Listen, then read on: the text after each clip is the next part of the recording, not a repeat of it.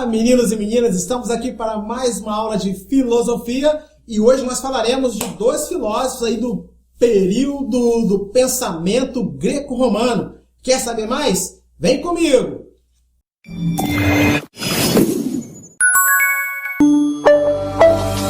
Opa, estamos de volta, é isso aí, meninos e meninas, mais uma aula nossa de filosofia em mais uma semana. Lembrando, espero que seja tudo bem com vocês, se cuidando, se autopreservando, porque esse momento ainda não passou, mas vai passar, tenham fé. Bem, vamos dar prosseguimento então à nossa aula de filosofia falando sobre o pensamento greco-romano. É isso mesmo, o pensamento greco-romano. Eu dei o pontapé inicial, abordando aí o contexto histórico, fazendo um breve resumo do que eu tinha ensinado acerca do pensamento helenístico com os pensadores epicuristas, os estoicistas, os cínicos e também os céticos, não é? É o pensamento helenístico que começou com essas linhas filosóficas. Na realidade foram duas escolas e duas linhas filosóficas, porque dois pensamentos que eu abordei tiveram escolas e outros foram apenas linhas filosóficas. E daí nós chegamos ao período romano, ao período em que o Império Romano ele ascende sobre o Império Macedônico ou Império Grego.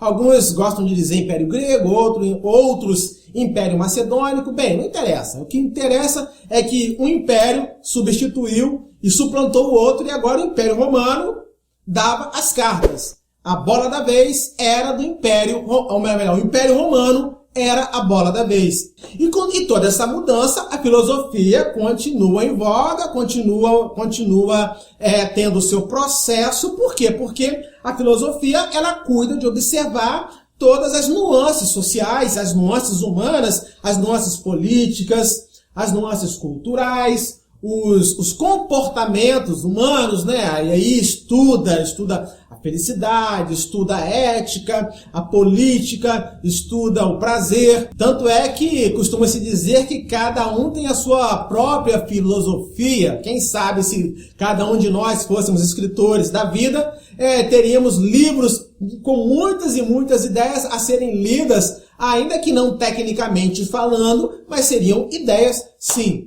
Cada pessoa tem a sua própria linha de vida filosófica. Os principais filósofos desse pensamento aí greco-romano, como eu abordei na última aula, foram Cícero, Sêneca, Plutarco e Plotino. Começamos com Cícero, depois nós temos o Sêneca, e aí nós temos o Plutarco e nós temos o Plotino.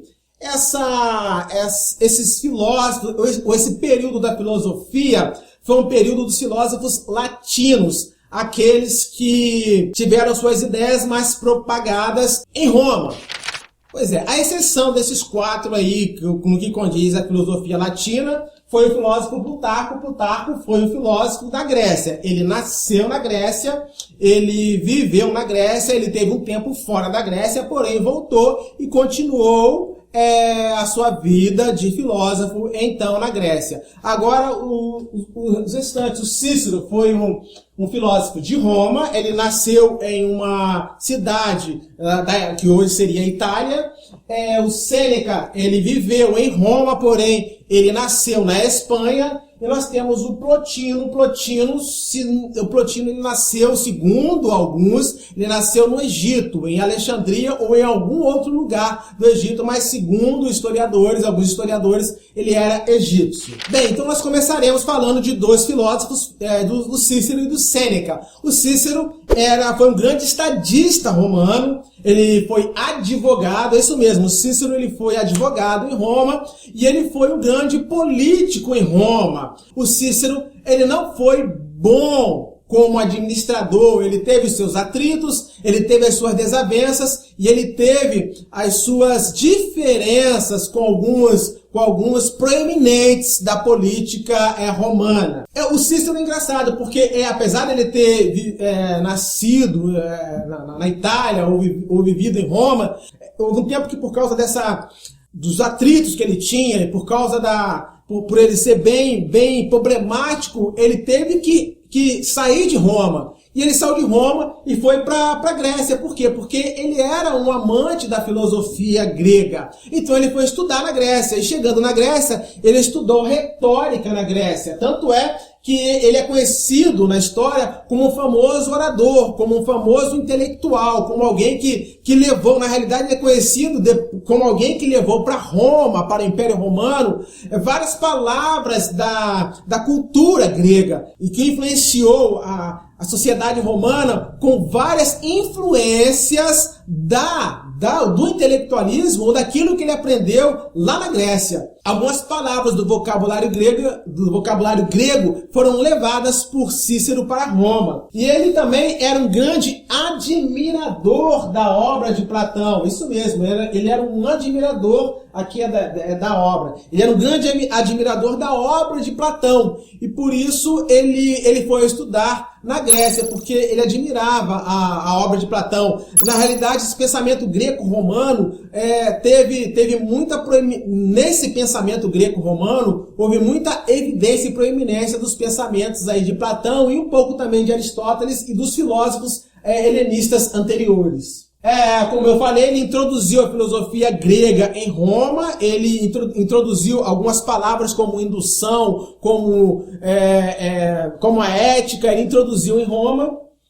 Como estadista, como eu falei anteriormente, como estadista ele foi inconsistente em suas decisões, por isso ele teve muitos problemas enquanto estadista, e ele criou um vocabulário filosófico em latim. Por quê? Porque ele levou algumas palavras da cultura grega, da filosofia grega, para Roma. Ele teve várias obras escritas, várias obras famosas de Roma, deve-se principalmente ao filósofo Cícero. E por ele ser problemático e inconsistente em suas decisões, ele acabou sendo condenado à morte.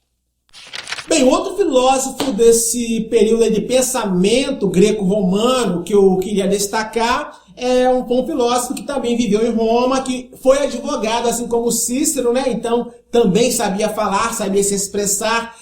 Quando se fala de filosofia, principalmente os filósofos antigos, costuma-se ater-se muito à questão de como a pessoa se expressa, de como a pessoa convence, de como ela usa o seu poder de persuasão. Começou lá com os sofistas, essa coisa de ter a arte de falar, a arte da oratória, da retórica.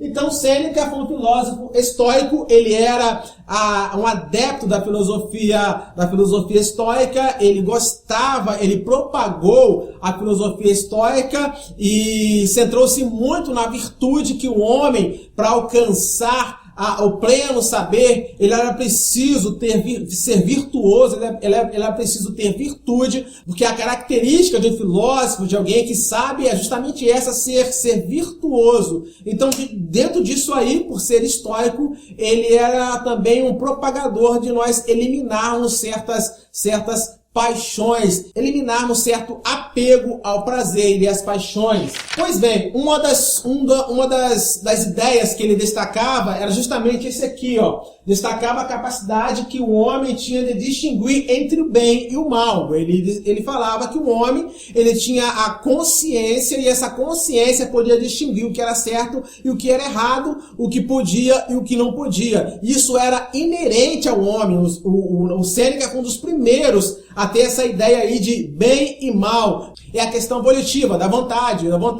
Eu vou fazer isso aqui porque eu sei que é bom, vou fazer isso aqui, mas eu tenho consciência do que é mal. Então ele destacava essa distinção aí, que a capacidade que o homem tinha de distinguir entre o bem e o mal. Isso tem muito a ver com o que será pensado mais à frente por filósofos cristãos, pelos pais da igreja, né? Por Agostinho de Hipona e outros filósofos que estarão aí no seio do começo aí do cristianismo e da igreja. Ele combatia a escravidão e as diferenciações sociais. Então, por ele ser um adepto da virtude, ele era um adepto também dessas questões aí de combater aquilo que era um mal dentro da sociedade, que ele considerava, porque era a escravidão naquele período. Hoje aos nossos olhos é olhada como uma versão, como uma subversão. Mas naquele período era muito, mas muito normal a pessoa ter escravo. Isso era muito comum. Só que ele já combatia, ele era um homem à frente de seu tempo, então ele combatia a escravidão e as diferenciações sociais, apesar de ser uma pessoa bem de influência na sociedade e aquisitivamente bem de vida. E um outro aspecto aí do Sêneca que nós podemos destacar é que ele defendia que a virtude é o que dá valor e nobreza a uma pessoa. Lembra que eu falei?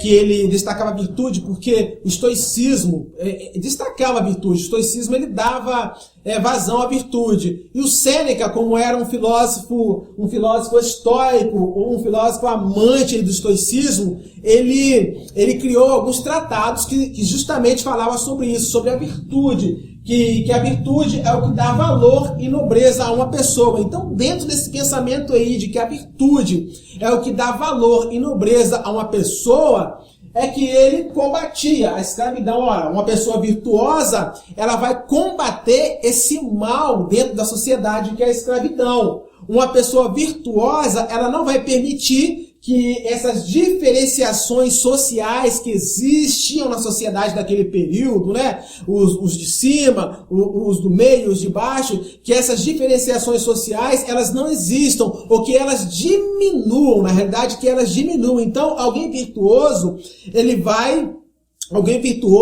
alguém que é nobre, alguém que usa da nobreza, ele não vai permitir que certos males da sociedade prevaleçam e a influenciem. Dois filósofos, dois pensamentos diferentes, com atividades iguais, advogados que usaram muito do seu intelectualismo e do seu pensamento para influenciar e serem conhecidos aí dentro desse pensamento greco-romano. Cícero e Sêneca. Bem, e aí, gostou da nossa aula de hoje? Então, faz o seguinte, se inscreva no nosso canal, compartilhe aí o nosso canal para outras pessoas, para aqueles que vocês conhecem, ative o sininho para receber as notificações e, é claro, dá um clique aí em gostei. Ajuda a gente aqui a nós expandirmos a filosofia através do nosso canal. É isso aí, assim terminamos a nossa aula de hoje. Lembre-se sempre, filosofia é bom demais. Filosofia na veia. Até a próxima!